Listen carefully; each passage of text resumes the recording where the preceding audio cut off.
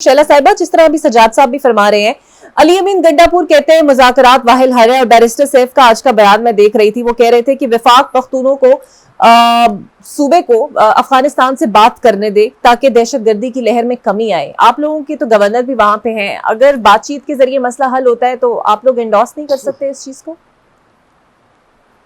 अच्छा, मैं एक बात करना चाहती हूँ और वो ये कि देखें, हमारे यहाँ 4 दिन तक इस पे बहस होती रही कि कौमी असम्बली में पानी पीटीआई को क्यों नहीं लाया गया। सारे एंकर्स हमें दलील दे रहे थे और हम कह रहे थे देखें, वो तो एक काउंसिलर तक नहीं है, एमएनए तक नहीं है, सिक्योरिटी काउंसिल के मेंबर नहीं, सिक्योरिटी कमेटी के मेंबर नहीं है, मैं भी नहीं हूँ। तो जहाँ पे ये सूरत हाल हो वहाँ पे आपको बहुत ही मतलब अपने दिमाग को ख़त्म करके लोगों से बात करनी पड़ती है।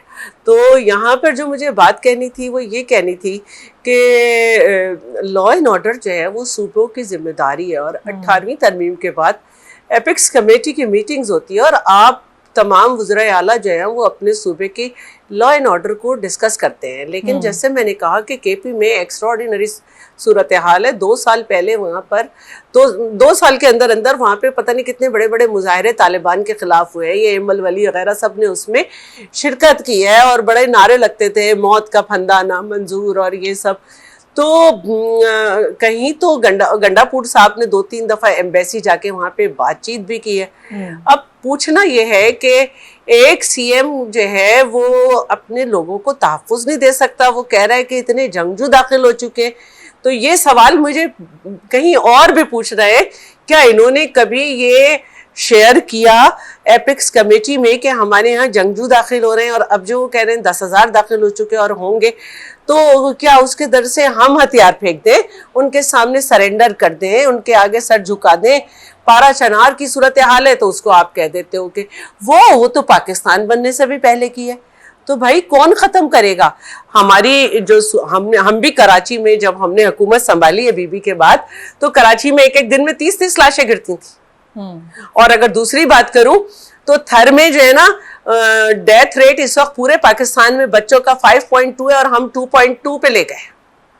वहां पे जो है हमने पहली पाकिस्तानी गवर्नमेंट है जिसने गंदम फ्री कर दी। वहां पे फ्रेंचाइज एनईडी की, वहां पे SIUT है, वहां पे चारा उग रहा है, वहां पे पाकिस्तान का सबसे बड़ा पावर प्लांट लगा हुआ है जो सूबाई हुकूमत ने अपने पैसों से बनाया। किसी फेडरल गवर्नमेंट ने मदद नहीं की और हम फैसलाबाद को दे रहे हैं बिजली। तो आपका क्या काम है अपने सूबे के लिए? आप कह रहे हैं 10,000 जंगजू आ गए, आप कहाँ थे? आपने कितनी दफा इसे शेयर किया? ये तो एक बहुत बड़ी बात है। कल मैं कहूँ कि थर में या दूसरी जगह पे जहां से हमारी इंडिया से बॉर्डर मिलते हैं वहां से इंडियन आ गए, अब हमने कुछ नहीं करना, वो जंगजू है, ये तो वो बात हो गई।